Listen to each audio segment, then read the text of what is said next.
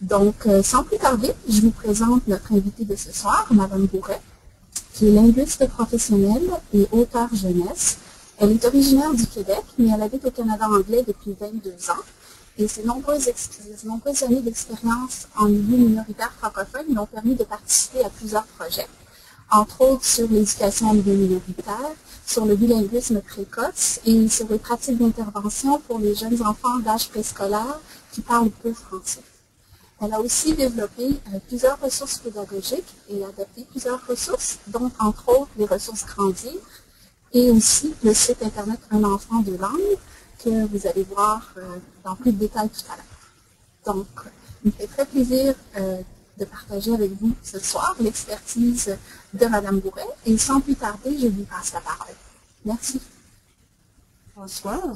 Le webinaire de ce soir est le résultat de 5 ans de travail, notamment des ateliers que nous avons présentés en Colombie-Britannique, un peu partout, à des parents de jeunes enfants, des jeunes familles bilingues. Et étant donné l'intérêt des parents, la Fédération des parents francophones de Colombie-Britannique a décidé de mettre sur pied une ressource un peu plus durable et peut-être un peu plus adaptée à la technologie d'aujourd'hui.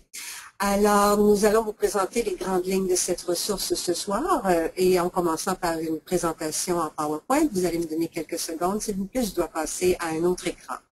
Alors, le webinaire de ce soir porte sur le développement langagier bilingue. Plus exactement, le site web Un enfant de langue. De quoi allons-nous parler? Eh bien, nous allons parler des caractéristiques du développement langagier bilingue. Elles sont différentes du développement langagier général. Nous allons répondre à des questions fréquentes sur le jeune enfant bilingue. Nous allons aussi donner des conseils sur comment on peut appuyer le développement langagier du jeune enfant bilingue. Et enfin, nous conclurons par le site web, un petit survol du site web Un enfant de langue et une période de questions. Alors, qu'est-ce qu'on entend exactement par développement langagier? C'est la période durant laquelle les enfants apprennent le langage. Ce qu'on entend par là, ils apprennent à parler.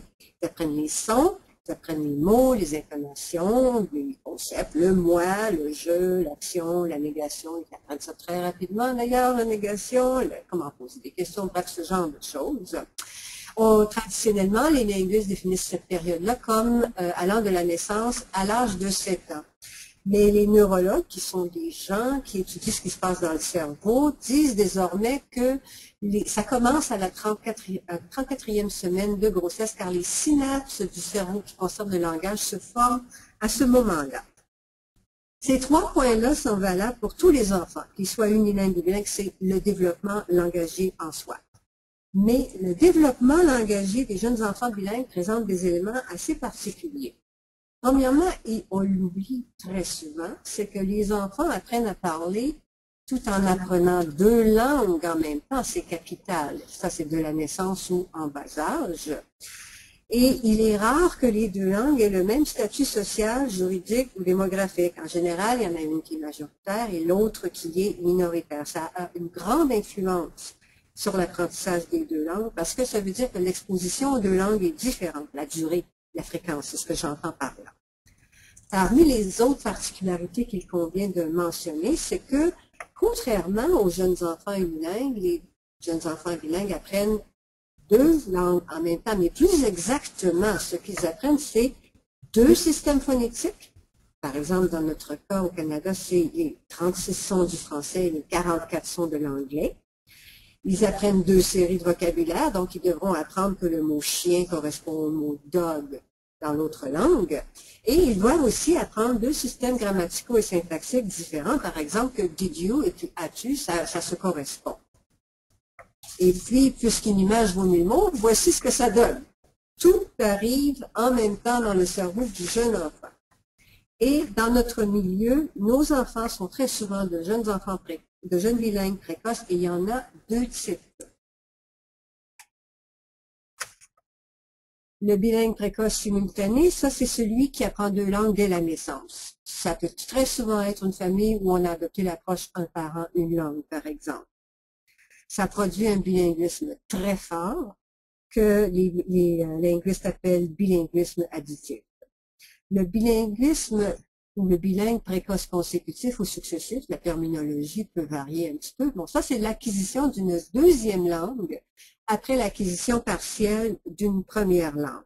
Par exemple, parce qu'un jeune enfant déménage dans un milieu où la langue dominante n'est pas sa langue maternelle. Bon, généralement, ça produit aussi un bilinguisme très fort, mais il faut donner un peu de temps à l'enfant pour qu'il puisse, comment dire, donc, imbiber cette nouvelle langue. Il y a besoin de temps pour l'apprendre parce que lui aussi est en train d'apprendre à parler cette deuxième langue en même temps qu'il apprend à parler. Maintenant, parlons d'autres types de bilinguisme. Si un enfant apprend une deuxième langue vers l'âge de 6 ou 7 ans, qui est la fin du développement langagier, on considère alors qu'il s'agit d'un bilingue tardif. C'est donc le bilinguisme qui se produit après l'acquisition de la première langue. C'est ce qui le distingue du bilinguisme précoce. Dans ce cas-là, ce qui arrive, c'est que le bilingue tardif va utiliser ses connaissances de la première langue, il va les transposer à la deuxième langue. Ce n'est pas le cas des jeunes enfants bilingues. Les jeunes enfants bilingues apprennent tout en même temps. Rappelez-vous de l'image de la petite fille tantôt, tout lui arrivait en même temps. Maintenant, on va passer à quelques questions très fréquentes. C'est des questions qu'on m'a posées dans les ateliers que j'ai donnés en Colombie-Britannique et le site web que nous vous présenterons à la fin de ma présentation, donne des réponses beaucoup plus détaillées que les points qu'on va aborder ce soir, mais tout de même, on va répondre à ces questions. Alors, l'une des plus courantes, eh bien, c'est est-ce qu'on doit exposer l'enfant à 2 langues dès la naissance? Eh bien, les chercheurs sont unanimes. C'est la meilleure façon qui soit de devenir bilingue. Car il y a une décroissance de la période optimale de l'apprentissage d'une deuxième langue. L'apprentissage est optimal jusqu'à l'âge de 6 ou 7 ans. Ça dépend de ce qu'on appelle la plasticité du cerveau. Il y a des chercheurs qui disent que c'est bon jusqu'à l'âge de 4 ans. Maintenant, ça ne veut pas dire qu'il est impossible de devenir bilingue plus tard. Pas du tout. Mais c'est plus difficile. Et il y a un mythe de rattacher à cette question-là, c'est que très souvent, les gens prétendent qu'il vaut mieux attendre qu'un enfant ait bien appris les bases d'une langue avant de lui en faire apprendre une autre. Donc, on estime que l'enfant va transférer ses connaissances de la première langue à l'apprentissage de la deuxième langue, le bilingue tardif. Bon, c'est pas mauvais en soi, mais on prive l'enfant d'une période optimale de plusieurs années. Maintenant, nous allons justement passer à un tableau qui montre ce qu'est la capacité optimale de l'apprentissage d'une deuxième langue selon l'âge. Alors, le tableau que vous avez devant vous est tiré d'une vidéo présentée par une chercheuse, Patricia Kuhl, qui est de grande renommée. Vous pouvez d'ailleurs visionner cette vidéo dans notre site web. Alors, la façon de lire le tableau, c'est horizontalement. Vous voyez que le point le plus haut de la courbe, si vous voulez, la compétence la plus élevée pour apprendre une deuxième langue, c'est dès la naissance. Ensuite, si on continue horizontalement, de 3 à 7 ans, ça se maintient.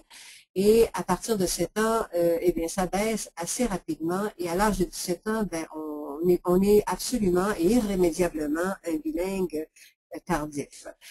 Pourquoi on présente pourquoi est-ce qu'il y a une courbe optimale du langage? C'est parce que littéralement, les bébés écoutent les sons autour d'eux très attentivement. En fait, ils font des statistiques sonores. Hein? Ils déterminent les sons dont ils ont besoin pour apprendre, pour communiquer. Ça veut dire que les sons qui sont les plus fréquents autour d'eux vont être retenus comme étant utiles et les moins fréquents vont être mis de côté, abandonnés, carrément oubliés parce qu'ils ne sont pas utiles. C'est d'où là l'importance d'exposer nos jeunes enfants au son du français en milieu minoritaire canadien pour soutenir et faciliter leur apprentissage. Ça forme l'oreille et ça les habitue à ces sons et ils les gardent dans leur esprit. Donc, jusqu'à l'âge de 6 ou 7 ans, d'après ce tableau-là, les enfants sont des petits génies linguistiques. Et par la suite, il y a un déclin constant. Mais, comme j'ai dit tantôt, il n'est pas impossible de devenir bilingue plus tard. Revenons donc à notre question de départ. Oui, il vaut la peine d'exposer un enfant à 2 langues dès la naissance et peut-être même avant la naissance. J'en ai parlé tantôt. Il y a des chercheurs, les neurologues, qui disent que l'exposition pourrait même commencer durant la grossesse. Selon un rapport sur le développement de la petite enfance du Conseil national de recherche de l'Institut de médecine des États-Unis, c'est long comme titre. Alors, la capacité d'apprendre une langue commence dès la 34e semaine de grossesse. Alors, si vous regardez le tableau devant vous, c'est la courbe à quoi? Vous voyez le mot langage, donc ça correspond à la 34e semaine de grossesse. Les bébés à naître peuvent déjà reconnaître les sons de leur environnement. En fait, il y a des chercheurs qui ont prouvé que l'enfant reconnaît déjà la voix de sa mère à la naissance parce qu'il l'a entendue pendant qu'il était dans son ventre. Alors, une maman qui pourrait fredonner une chanson en français pourrait en fait déjà commencer à exposer son bébé au français en milieu minoritaire dès avant la naissance. Alors, nous étions partis de la question, est-ce qu'il faut exposer un enfant à 2 langues dès la naissance? Si on la reformulait, est-ce que les familles bilingues devraient adopter l'approche un parent, une langue?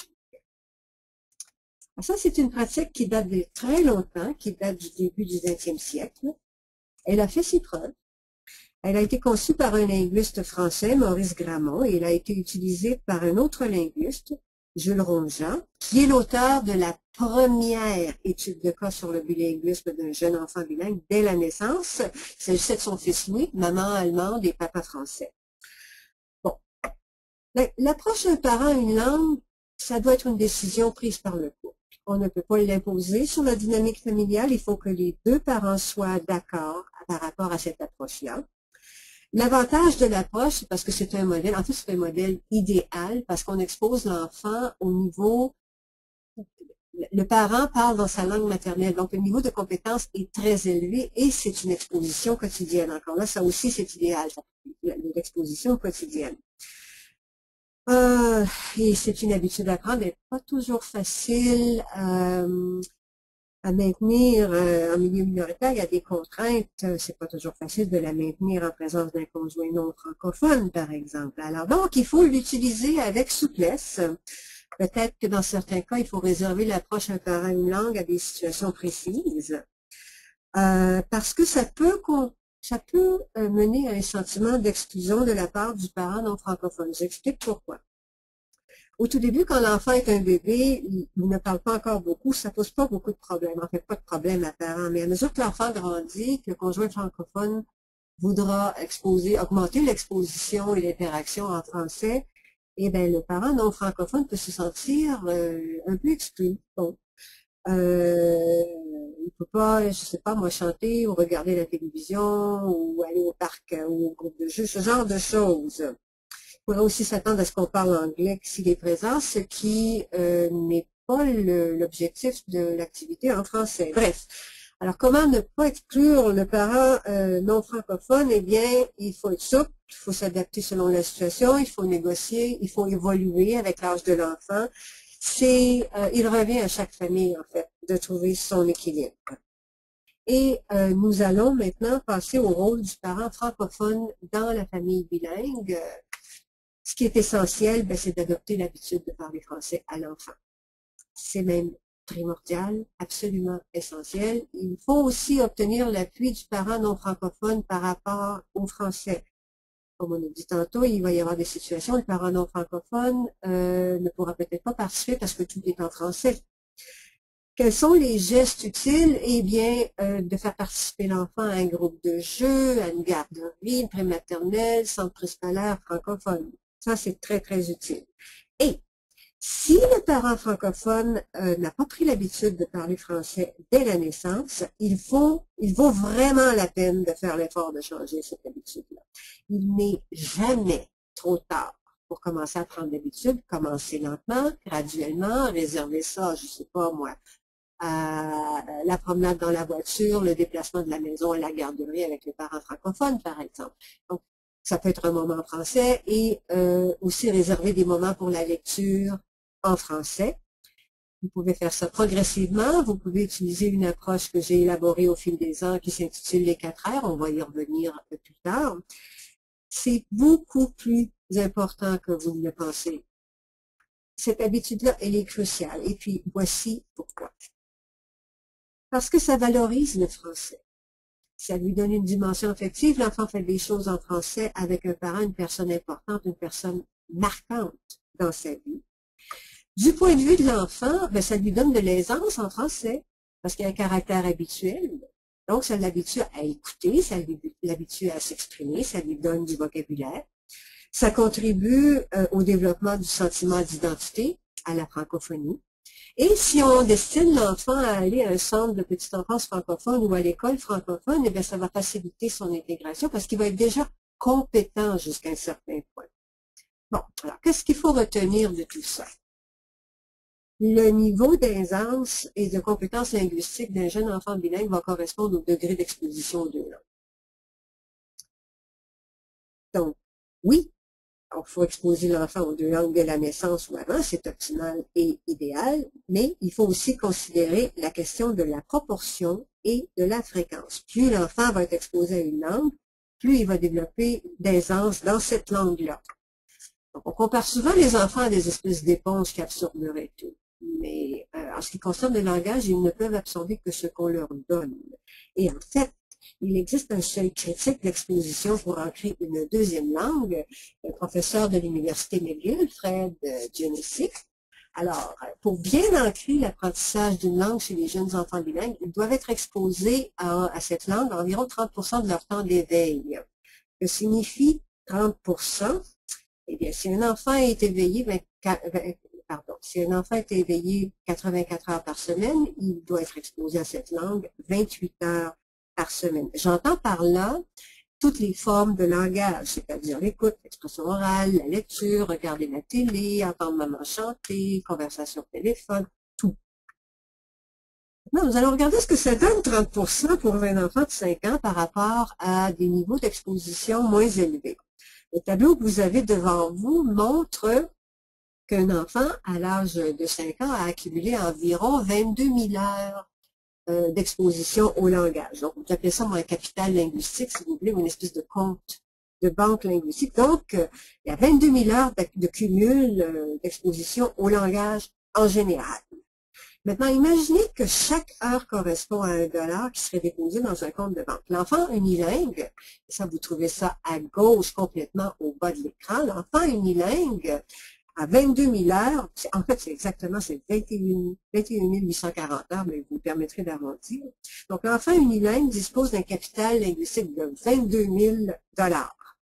Bon, l'enfant bilingue dispose du même capital linguistique, 22 000 heures. Mais il va être réparti différemment en deux comptes de banque et puis il va refléter son degré d'exposition. Alors, si vous vous rendez complètement au bout du graphique horizontalement, la dernière catégorie, au bas, bilingue 28 heures, correspond à 1456 heures sur 22 000 heures d'exposition.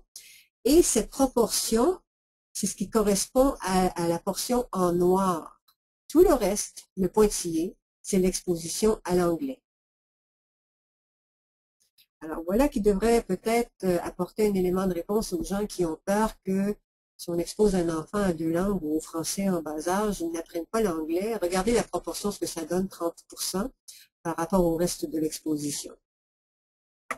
Et c'est d'ailleurs aussi pourquoi il est aussi important de bien valoriser et de maximiser les heures qu'on consacre au français. Surtout si l'enfant est destiné à aller à une école francophone. Rappelez-vous, le seuil critique, c'est 30%. Alors maintenant, nous allons passer au rôle du parent non francophone dans la famille bilingue. Parce que le parent non francophone peut jouer un rôle dans le bilinguisme de son enfant, même s'il ne parle pas français. Alors, ce qui est essentiel, c'est de montrer une attitude positive, même s'il est exprimé dans une autre langue. Pourquoi? Parce que ça donne de la sécurité à l'enfant. C'est bien de parler français. Même le parent non francophone trouve que c'est bien. Ça donne de la pertinence. Le parent non francophone trouve ça important.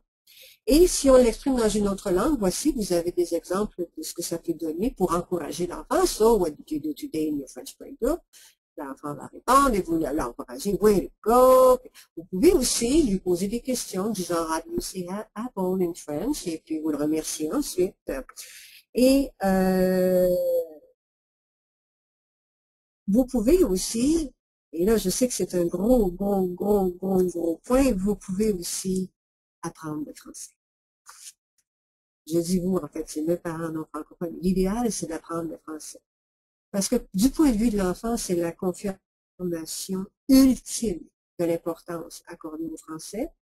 Et ce qui n'est pas négligeable, c'est que ça lui donnera aussi un rôle d'expert parce qu'il pourra aider le parent non francophone à apprendre le français. Enfin, ce que le parent non francophone peut faire d'utile pour aider son enfant, eh bien, il peut lire, même si c'est dans une autre langue, parce que les compétences sont transposables. C'est-à-dire que la notion de livre, de page couverture, de titre, de notion, de direction dans laquelle on tourne les pages, de direction dans laquelle on lit, du fait que les caractères imprimés ont des espaces et que c'est ce qui distingue les mots, ça peut être transposé d'une langue à l'autre. Ça va renforcer le bilinguisme et la littératie, pardon. Mais attention au dosage, rappelez-vous, 30% d'exposition. Alors, qu'est-ce qui se passe dans le cas de deux parents francophones qui vivent en milieu minoritaire? C'est un piège très fréquent. On va essayer de diminuer le français au profit de l'apprentissage de l'anglais. C'est très souvent le cas de francophones qui sont des bilingues tardifs, c'est-à-dire qu'ils arrivent en milieu anglophone, par exemple, et puis ils doivent travailler dur pour apprendre leur anglais, et ils se jurent que leurs enfants ne vivront jamais la même expérience. C'est un piège. Rappelez-vous le tableau de tantôt avec les 22 000 ans. Là, tout renforce l'anglais dans notre milieu dans l'Ouest.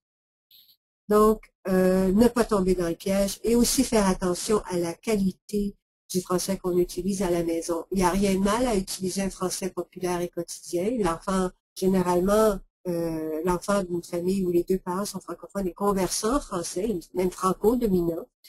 Mais la variété de français peut ne pas correspondre à la norme scolaire. Donc, je vous donne un exemple. Le timimou, ça peut être très bien à la maison, mais à l'école, ce sera le chaton.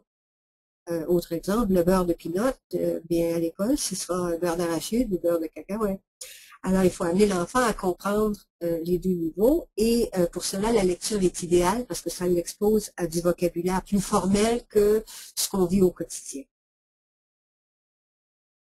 Maintenant, j'aimerais passer à un grand sujet d'inquiétude. C'est une question qui revient très souvent de la part des parents qui ont de jeunes enfants bilingues. Est-ce qu'il faut s'inquiéter des mélanges de français et d'anglais?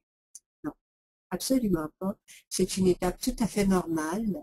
En fait, l'enfant ne pourrait pas mélanger les deux langues s'il n'était pas bilingue. Prenons l'exemple d'un enfant qui dit « Où troque, maman? Où troque, maman? » Eh bien, c'est parce qu'il ne sait pas comment le dire en français, généralement. Il ne connaît pas le mot troc en français. Vous devriez le lui enseigner. Donc, j'ai dit que c'était une étape normale du développement langagier bilingue. En bas âge, généralement, c'est une question de vocabulaire. C'est que l'enfant ne sait pas littéralement quel mot utiliser dans cette autre langue. Alors, il va utiliser celui qui lui vient à l'esprit. Il faut garder deux choses en tête par rapport à ça, c'est que le vocabulaire que l'enfant comprend et le vocabulaire que l'enfant exprime sont très différents. Les enfants comprennent beaucoup plus de mots qu'ils ne peuvent en dire. Alors, il faut leur dire quel mot utiliser selon la langue. L'enfant est en train de faire un gros travail d'analyse. Rappelez-vous l'image de la petite fille, là, où tout lui arrivait en même temps. Bon, bien là, cette petite fille-là doit comprendre que maman dit lait et que daddy says milk et que maman ne dit pas milk et que daddy doesn't say lait. Vous voyez ce que je veux dire? Donc, il faut aider l'enfant à différencier les deux langues. Et si l'enfant dit par exemple milk maman, ben vous pouvez tout simplement répondre tu veux du lait? C'est du lait en français. En passant, les mélanges de langues, ça disparaît jamais chez les bilingues. Les chercheurs Amos et Blanc disent que les mélanges de langues représentent entre 2 et 4% de la production linguistique des adultes bilingues. On pourrait s'étendre là-dessus. Si ça vous intéresse, allez voir notre site web, on en parle plus en détail. Nous allons passer maintenant au conseil pour le quotidien. J'y ai fait allusion au début du webinaire. Il s'agissait de l'approche des 4L quand je disais aux parents qu'il vaut la peine de prendre l'habitude de parler français et de maximiser les heures d'exposition au français. Alors, l'approche des 4 heures permet de compenser, si vous voulez, le caractère moins fréquent de la langue minoritaire et de maximiser les heures d'exposition. Et si possible, ça doit être quotidien. Alors, les 4 heures sont la routine, le rire, la répétition et la réussite. J'explique ça. La routine, c'est une activité qui revient et qu'on peut prédire. Exemple, lire un livre chaque soir, se brosser les dents, préparer la collation pour aller à la garderie, famille. Ça donne de la sécurité émotionnelle à l'enfant et ça le valorise, le français j'entends, ça valorise le français en lui donnant un caractère habituel. Le rire, eh bien, c'est qu'il faut favoriser des jeux ou des activités que l'enfant aime faire. Visionner des vidéos, chanter, jouer à la cachette, lire. Ça valorise le français en lui donnant une dimension socio-affective. Je sais, c'est du jargon de linguiste. Ça augmente la familiarité de l'enfant avec le français en lui faisant vivre de nouvelles situations. Par exemple, vous pouvez faire un jeu, vous dites, bon, mais toi, t'es le gros chat, moi, je suis la petite souris. Puis il faut que tu m'attrapes. D'accord? La répétition, c'est carrément, c'est l'exercice même de la langue, c'est qu'on répète le contenu d'une activité. On répète et on répète et on répète. Par exemple, on chante Frère Jacques jusqu'à ce que l'enfant maîtrise les mots et l'air. On relit la même histoire encore et encore. On relit l'histoire préférée toujours, toujours, toujours. Ça valorise tout en donnant de l'aisance et la répétition des modèles permet d'ancrer l'apprentissage de la langue. L'enfant va ancrer les structures de la langue comme ça va devenir habituel. Alors, vous vous dites, oui, c'est bien plus facile à faire, à dire qu'à faire, hein, mais rassurez-vous, c'est pas si compliqué que ça. Et nous allons voir ce que ça donne, les 4 R en action, en utilisant l'exemple des chansons. Alors, vous pouvez faire des chansons, une routine familiale ou avec les parents francophones tous les jours dans la voiture pour se laver les mains, pour se brosser les dents. C'est comme ça qu'on se brosse les dents, qu'on se brosse on les... Oh, attendons, non, les mains. C'est comme ça qu'on se lave les mains, on les savonne, Bref, faites des chansons pour certaines activités, que ça devienne une routine, qu'elle soit associée. Faites-en un jeu. Mimez les chansons, dansez-les, exagérez la prononciation, prononcez-les rapidement, prononcez-les lentement, avec une voix grave, avec une voix de petite souris, avec une voix de gros dragon, transformez ça en jeu. Ça va aussi aider à la répétition. On répète la chanson assez souvent, ça la répète jusqu'à ce qu'il la connaisse assez pour la chanter tout seul. Il y a un sentiment de réussite. La réussite est très importante. Je me rends compte que je n'en ai pas parlé tantôt dans la diapo précédente, alors je vais y revenir si vous le voulez bien. La réussite, ça donne un sentiment de compétence, ça donne de l'assurance. Il s'agit de trouver des activités où l'enfant va réussir et de leur donner une attitude, une atmosphère encourageante. Bravo, tu as trouvé le livre que je cherchais. Je suis fière de toi. C'est beau. Donc, de faire du français une expérience agréable puis valorisante. Alors, pour en revenir aux 4 R en action, le 4e point au bas de la diapositive, eh bien, quand l'enfant connaîtra assez la chanson pour la chanter tout seul, vous pourriez lui demander de l'enseigner aux parents non francophones, ça assure une répétition et un sentiment de réussite. Vous lui demandez aussi de la chanter tout seul et vous, en tant que parent francophone, vous allez suivre votre enfant. Alors, quelles seraient les activités idéales par rapport aux 4 R? Eh bien, le parent francophone devrait donner un modèle de comportement. Faites des activités que vous aimez et que votre enfant aime. Amusez-vous en français et votre enfant va être beaucoup plus porté à vous imiter. Ne dites pas « parle français ». Aujourd'hui, on va parler français. Non, faites-le en français, tout simplement. Et donnez des modèles de langue. Donnez des modèles qui permettent à l'enfant d'écouter, de s'exprimer et d'enrichir son vocabulaire. Et on va en parler un petit peu plus en détail, en commençant par l'écoute. Les gens pensent souvent que l'écoute, c'est un processus passif, pas du tout. Rappelez-vous du début du webinaire, quand je disais que les jeunes enfants compilent des statistiques des sons qu'ils entendent autour d'eux pour décider ceux qu'ils vont garder à l'esprit et ceux qu'ils mettront de côté. Ben, c'est ça l'écoute, c'est de l'analyse. Et l'enfant doit compiler des statistiques sonores. Il y a 36 sons en français, il y en a 44 en anglais. Il doit être exposé aux 2 langues et le fait d'écouter le langage permet de former l'oreille aux structures. Par exemple, la rime bain, pain, main permet à l'enfant de comprendre qu'il y a 4 sons là-dedans. Ballon, bateau, balai, même chose, c'est la syllabation qui commence. Et la même chose va se produire en anglais. La même différenciation de sons et de structure va se faire. Mais il est important de favoriser la langue minoritaire. De plus, l'écoute favorise, ça contribue à la concentration. Et ça, c'est une des grandes caractéristiques des jeunes enfants bilingues. Ils ont beaucoup plus l'habitude de se concentrer parce qu'ils doivent différencier les 2 langues. Alors, qu'est-ce qu'on peut faire donc pour favoriser l'écoute? Eh bien, la télévision, les chansons, d'écrire ce que vous faites. J'en ai parlé tantôt, d'écrivez littéralement tout ce que vous faites. Là, j'ouvre la porte. As-tu remarqué, je suis en train de couper le pain, je mets du beurre sur la rôti. Décrivez tout ce que vous faites, ça donne du vocabulaire. Et vous l'exposez aussi au son. Maintenant, on va passer à l'expression orale. En quoi c'est important? En fait, c'est de l'exercice physique. Carrément, c'est que l'acte de parler, c'est un processus physique où 37 muscles entrent en jeu. Tout d'abord, l'air est expulsé des poumons. Il passe par les cordes vocales. Les cordes vocales vibreront ou non. Ensuite, on doit mettre en position les lèvres. On doit mettre en position les joues. La langue doit se placer. Et l'air peut sortir par le nez ou seulement par la bouche. Bref, vous voyez, là, il y a tout un processus physiologique. Alors, l'expression orale permet à l'enfant d'apprendre à prononcer les sons. Il y en a 36 en français, 44 en anglais, et certains sons ne se retrouvent pas dans une langue ou l'autre. Par exemple, le U et les voyelles nasales n'existent pas en anglais. Et le R, c'est très amusant parce que la façon de positionner la langue et la bouche est exactement inverse en anglais et en français. En passant, le R est la consonne la plus fréquente du français. Donc, il vaut la peine, si vous ne voulez pas que votre enfant dise bonjour, mais qu'il dise bonjour, il vaut la peine de lui permettre de s'exprimer.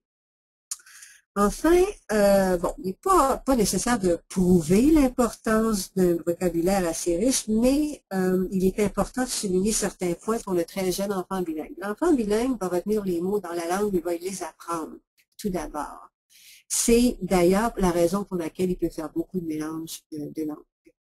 Par exemple, s'il va au centre récréatif avec les parents non francophones, il va être normal pour lui d'appeler ça Rec Center. Par contre, si le coucher, le toutou, c'est avec le parent francophone, ce sera normal que Teddy Bear soit toutou plutôt.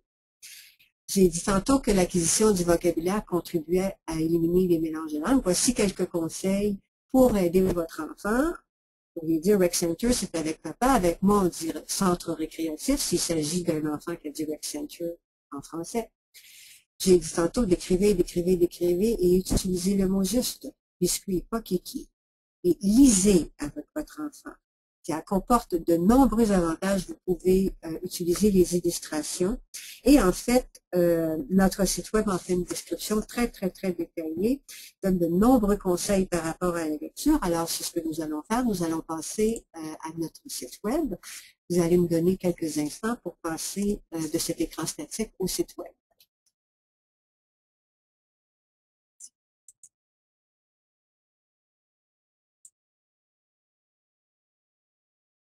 Vous êtes maintenant dans la page d'accueil du site web. Un enfant de langue. La ressource est disponible en anglais et en français, comme vous pouvez le constater, avec les deux boutons qui se trouvent au coin supérieur droit. Nous avons structuré le site web en icônes et en texte. Vous pouvez consulter le site web par sujet. Voilà, ici. Et vous pouvez consulter par groupe d'âge et par icône. Alors, retournons à la consultation par sujet. Alors, les sujets ici sont présentés sous forme de liens cliquables. Généralement, vous cliquez sur un sujet, par exemple, disons bilinguisme, les jeunes enfants. Habituellement, vous avez les éléments les plus importants qui sont présentés immédiatement. C'est fait de manière résumée, mais quand même, il y a beaucoup de matériel. Généralement, une section comme ça se termine par « Pour en savoir plus ». Et là, ce sont des ressources cliquables, une liste de ressources cliquables. Vous pouvez, ce sont des livres, des vidéos, des tableaux. Parfois, il y a des livres et dans ce cas-là, on vous indique quel chapitre est pertinent par rapport au sujet qu'on présente. Tiens, regardons donc la courbe de l'âge optimal, vous l'avez vu tantôt. Bon, voilà, la courbe de l'âge optimal et signifie cette courbe, beaucoup plus détaillée que dans mon webinaire d'ailleurs. Il y a une autre méthode pour accéder au contenu, elle est peut-être pour les gens plus visuels, par icône. Alors, il faut retourner à l'accueil. L'information est regroupée en 8 sujets. Comme vous pouvez le constater, bilinguisme, rôle des parents, valoriser le français. Il y en a 8 au total. Alors, nous allons cliquer sur l'icône, par exemple, le contenu bilinguisme, encore une fois. Il y a 11 rubriques.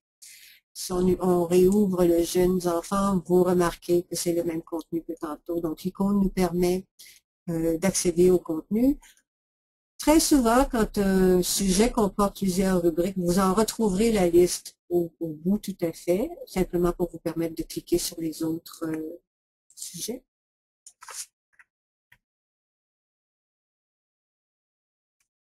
Maintenant, nous allons passer à la consultation par groupe d'âge. Qu'est-ce que ça donne? Nous avons 8 groupes d'âge. Quel groupe d'âge vient de 12 à 18 mois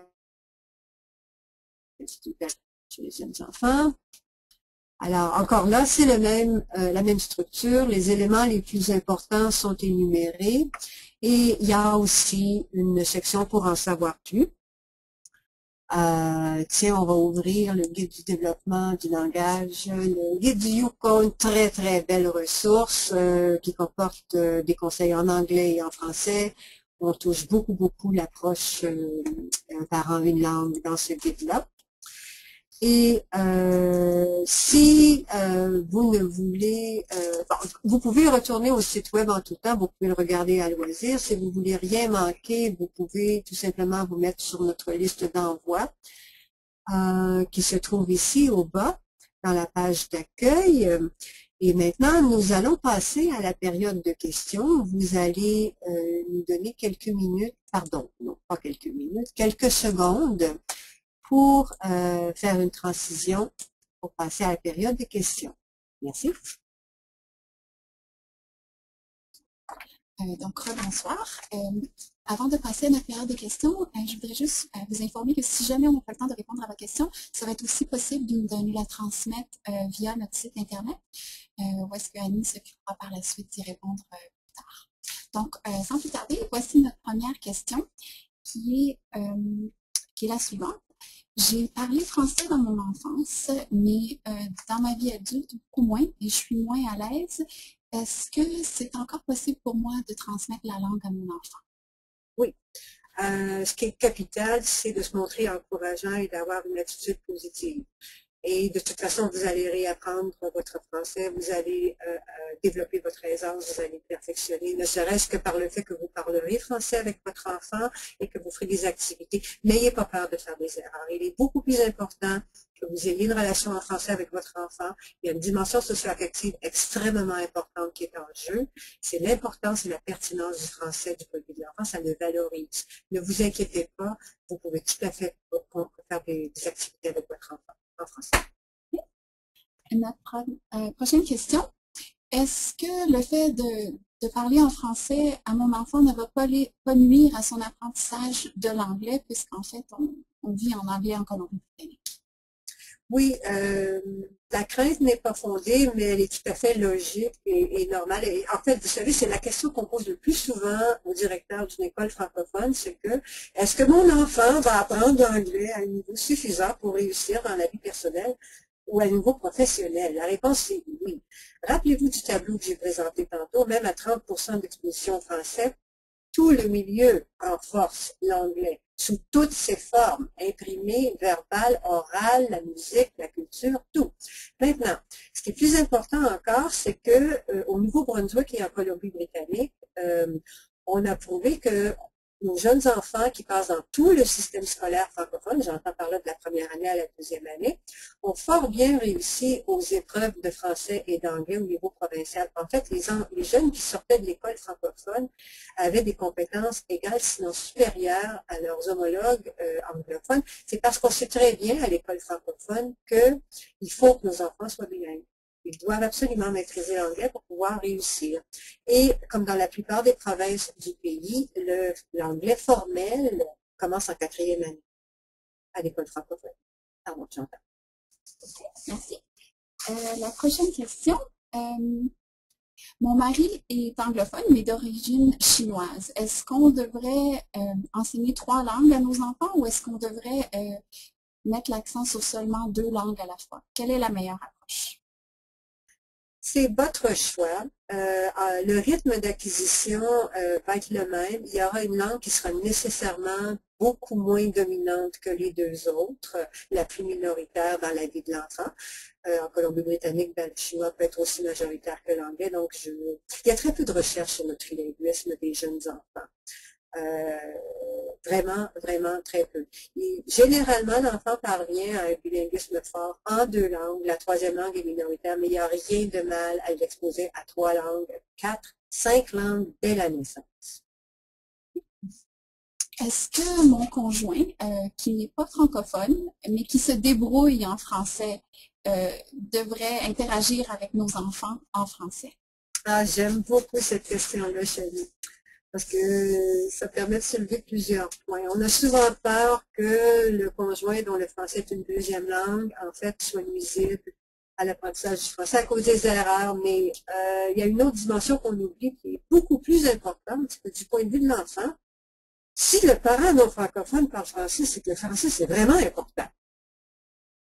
Et d'ailleurs, l'enfant va vite différencier entre les deux si un parent est francophone qui a une langue maternelle. Moi, je dirais, oh, absolument, le conjoint non francophone, s'il parle français comme deuxième langue, il devrait absolument interagir, il devrait lire, il devrait aussi demander, poser des questions. Par exemple, s'il ne sait pas comment dire un mot en français, ben, il peut le demander à son enfant. Okay. Nous avons le temps, je crois, pour une dernière question. Ma fille de 4 ans, à qui je parle toujours en français et qui comprend bien, me répond toujours en anglais. Est-ce que c'est normal? Qu'est-ce que je peux faire? J'ai eu la même question au Québec, le papa qui me disait « Mon fils me répond toujours en français! » Anglophone, je me disais « John, c'est normal. » Il va à l'école en français, il allait à la garderie en français, il jouait dehors. Bon, c'est la même chose ici en Colombie-Britannique ou dans l'Ouest, c'est que l'enfant reflète la réalité autour de lui. Il a compris à ce moment-là que le français est très peu statistiquement important, que généralement, si le parent francophone a prétendu ne pas comprendre l'anglais pour aider la question du français, mais l'enfant sait très bien que le parent francophone parle anglais, il sait qu'il va se faire comprendre, c'est la loi du moindre effort. Mettez-vous à leur place. Aussi, ça peut être le début de l'indépendance. Plus tard, ça va être carrément la rébellion. Alors, ce qu'il faut faire, c'est de ne pas se décourager. Continuer à parler français. Et encourager l'enfant à parler français. Dites-lui, j'aime ça quand tu me parles français. Si l'enfant vous dit que « But you're so weird, I don't like to speak French », ben, quand on est tout seul, est-ce qu'on peut parler en français? Ça me fait tellement plaisir. Vous voyez? Jouer, négocier. Chaque enfant est différent. Vous pouvez aussi lui promettre des récompenses. Je sais pas, moi, une soirée maïs soufflé avec son DVD français préféré. Bref, jouez avec votre enfant, mais ne vous découragez jamais et ne pensez jamais à l'anglais avec l'enfant. Et un jour, à l'adolescence, si vous avez établi cette règle-là, que vous avez une belle relation socio-affective en français, vous pourrez peut-être leur échapper quand l'attraction de l'anglais va être encore plus forte. Merci beaucoup. C'est tout le temps qu'on avait pour les questions. Merci beaucoup à tout le monde d'avoir participé à ce webinaire. Donc, le webinaire a été enregistré ce soir et il sera disponible en ligne sur notre site Internet d'ici quelques jours. Je vous souhaite une bonne fin de soirée. Merci. Merci, Annie. De rien.